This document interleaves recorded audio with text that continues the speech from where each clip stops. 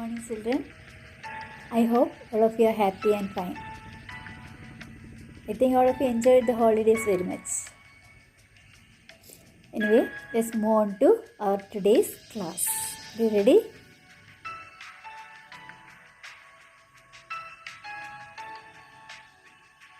Hi, children. Today, let's study the two types of verbs. That is, they are finite verb and non-finite verb. Now let's see the examples. Let's see what are finite verbs and non-finite verbs. So just look at the examples. Mita likes to watch butterflies in the garden.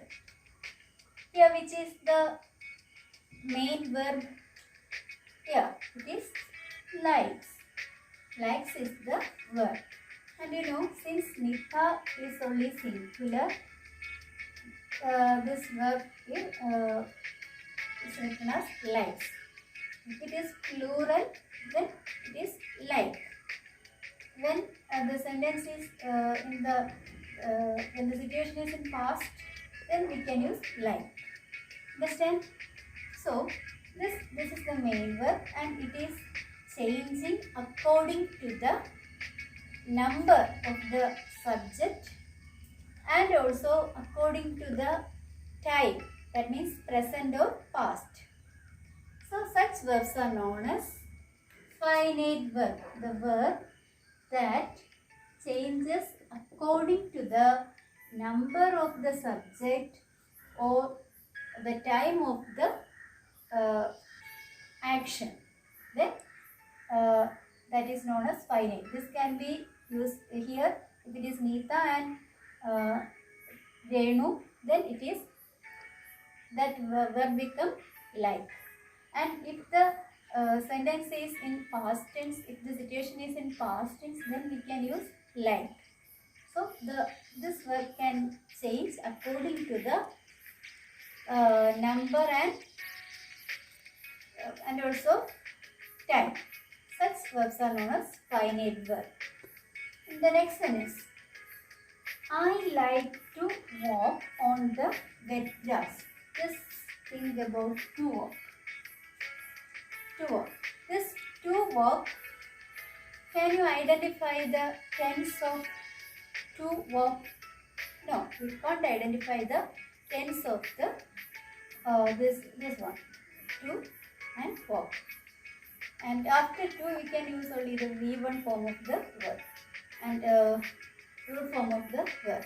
And we can't identify. It can be used with any number. That is, if it is I or we or she or any number, we can use like this, 2 plus verb.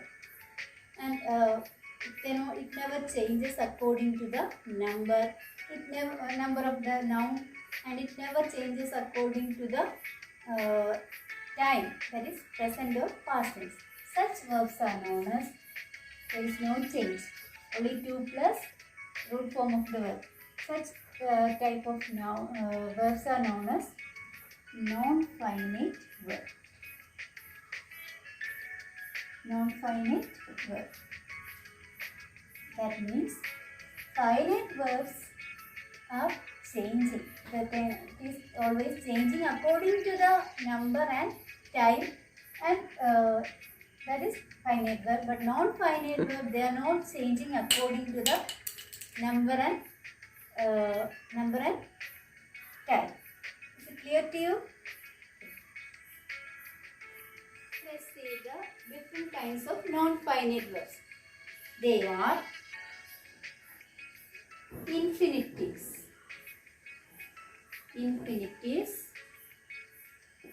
Then gerunds,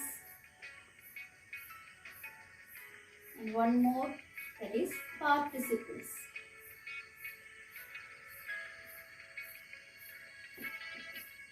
Non-finite verbs are of 3 types. You know what are non-finite verbs? They are the verbs that never change according to the number or time. They are of 3 types. They are infinitives, gerunds, and participles. And these infinitives are of 3 types. They are to infinitive,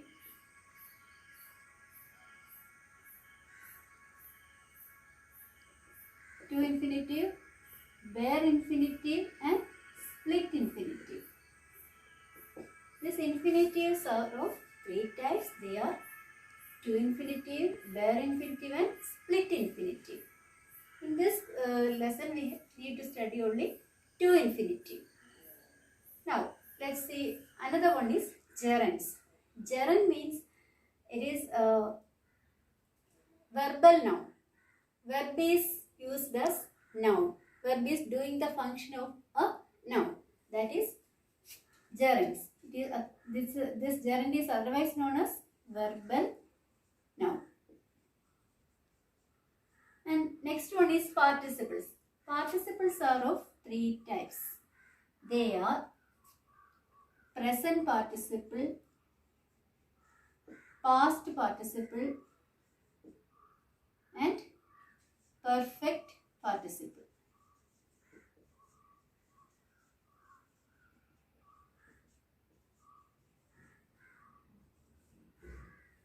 Participles are of three: present participle, past participle and perfect participle. So we can go through this once again. Non-finite verbs are of three kinds. They are infinitives, gerunds and participles. Infinitives are of three kinds: to infinitive, bare infinitive and split infinitive. Gerund. Gerund is otherwise known as verbal noun. That means that verb is doing the function of a noun. And next one is participles. Participles are of three. They are present participle, past participle and perfect participle. Now let's see one by one.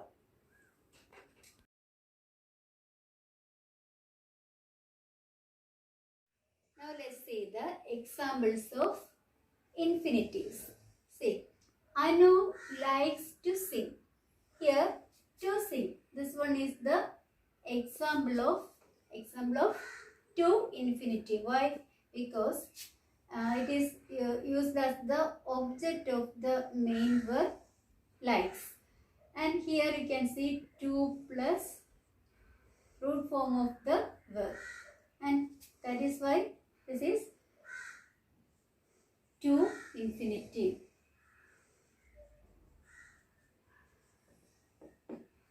So, to sing is an example of to infinitive. And we can't identify the tense of that. And it is not agreeing with the subject, or we can't identify the time. Next one is let us go outside. Here, go is used as the infinitive. Here, can you see to here? No, here there is no to. Why? Because after the words let, make, did, see, hear, know and there, we never use to infinitive, but we can use bare infinitive. Why it is known as bare? Bare means without. Why we use bare infinitive? Because here the word let is used. Here you can't see to in front of go. So that's why it is bare infinitive. This one is known as bare infinitive. Since there is no to, is bare infinitive. Why? Because that is used after the word let. Let, make, did, see, hear, know and there.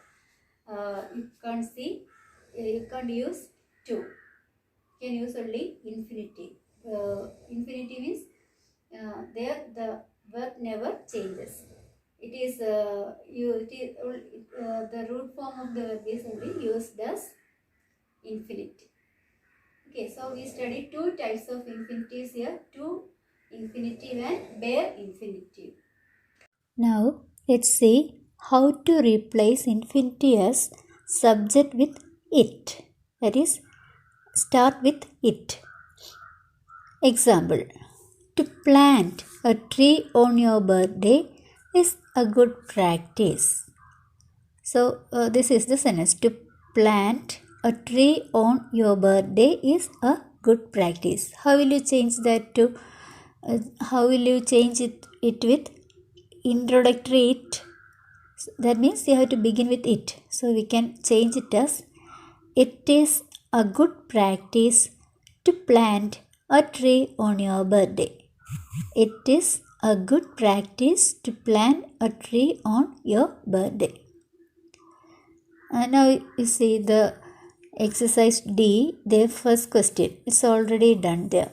You are asked to rewrite the sentence using it as the introductory subject. That means you have to begin with it. To exercise daily is healthy. So how will you write? It is healthy to exercise daily.